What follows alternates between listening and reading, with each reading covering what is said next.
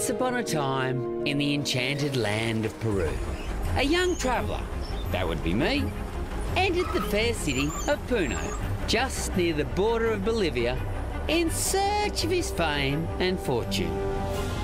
Because for hundreds of years, this bustling little port town has been the gateway to the mythical waters of Lake Titicaca, which at 3,812 metres above sea level is the highest navigable lake in the world. Now, my journey started, as all voyages across the lake do. I'd booked passage on one of the many motorboats leaving from Puno's port.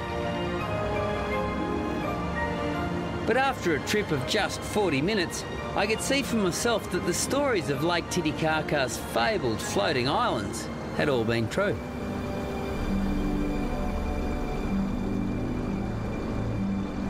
Buenos dias. Oh, this is beautiful. This is beautiful.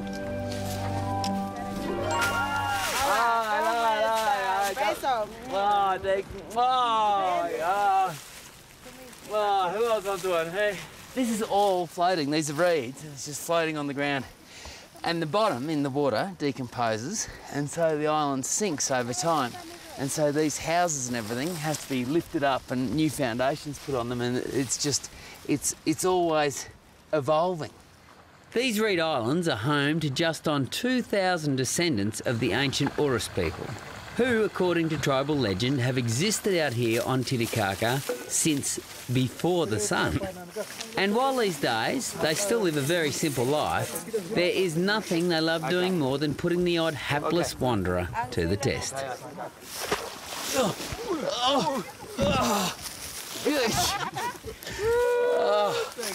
That's quite cold too, and I missed the fish. Gotta be very careful on the reed islands. So, with lunch all sorted, thanks to the girls, the boys decided it was time to take me out for a little bit of hard yakka. Okay, brother, you got them, I'll stay. These Totora reeds grow all along the shallow shores of the lake and have been at the centre of the Urus people's way of life for close to 1,000 years. And because the reeds are so plentiful, every 6 months or whenever their wives tell them to, the boys on each island set to work completely rebuilding their homes. Okay.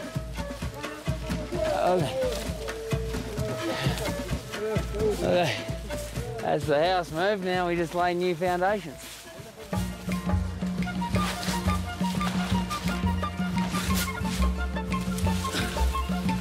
One, two, three.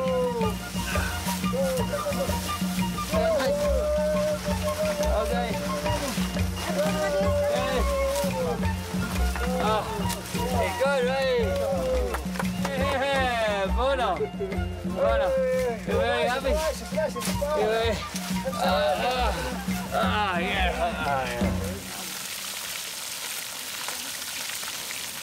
Little fish. Gracias, Papa. Gracias, Papa.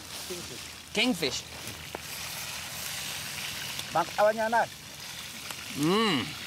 Yeah. I like that.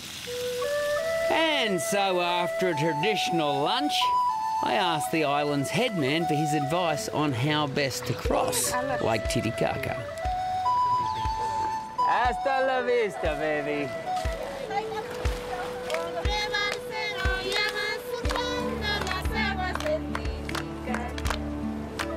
And while I was very grateful to the people of the Reed Islands for sending me on my way in one of their trusty reed kayaks, Lake Titicaca covers a massive 58,000 square kilometres, which makes it the biggest lake in South America. So after hailing something with a bit more grunt, I set out for the island of Amantani, which is about 4 hours by motorboat from Puno. G'day and welcome back to the magical Lake Titicaca and part 2 of my Peruvian fairy tale.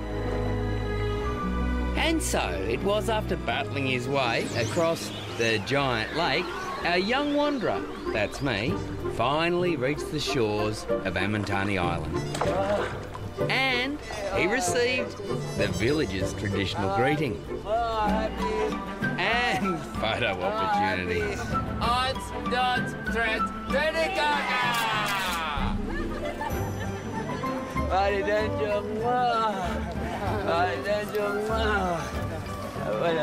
No kisses, okay. No kisses, okay.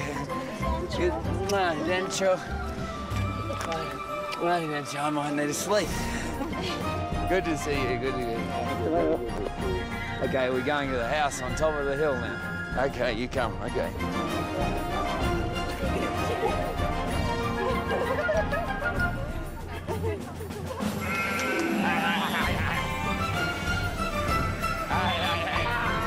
Now, the island of Amantani is home to just over 800 local families who have led a mainly subsistence life here for generations.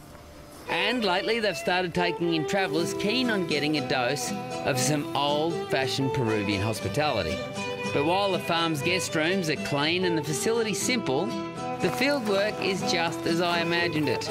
Tough. That's easy. Not if you're doing 2,000 acres, though. Up until about 8 years or so ago, these guys would never leave the island, maybe once a year, because everything they're growing here is for themselves. It's not for trading, it is just for this community. So when you come here and stay with them and meet them, you're getting the fair income, you know, the ridgy-didgy experience. All right, flog me, Cobber. It's a great holiday. And a word to the wise, at 3,900 metres above sea level, you'll want to think twice before volunteering for things. So, this whole altitude sickness thing is something I haven't touched on. But if you're going to come up to this high, if you want, give yourselves a couple of days to acclimatise, because it might serve you well.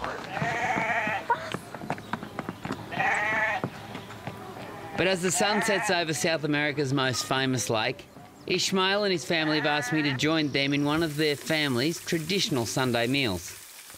And you know how you choose your fish at the Chinese restaurants? Well, here you choose your guinea pig. Which one? You pick. You pick. That one? All right, that one it is. Oh, I'd be a lot better if he was in the paddock and we got to do him out there. Okay, Mama. Gracias. Guinea pigs are seen as a delicacy in these parts, and of course, as the honoured guest, yours truly gets to take the first bite. Here we go. Guinea pig. Oh, he's fat, isn't he?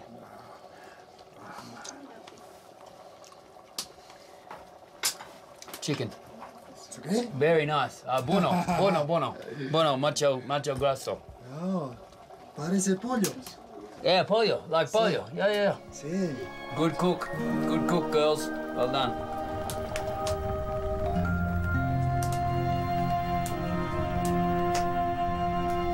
The end. And wasn't that a nice story? And it was a nice story. It's been a fantastic place to visit. It's still very ancient, very real. Those straw village, I keep thinking that's in America, like next door to Disneyland. Bring your gastro kit. There are more bugs here than any other planet that I've been on the last 10 years. But it has been an unreal look at how things happen in the past. And I hope we're heading the right way, being the Western world, into the future.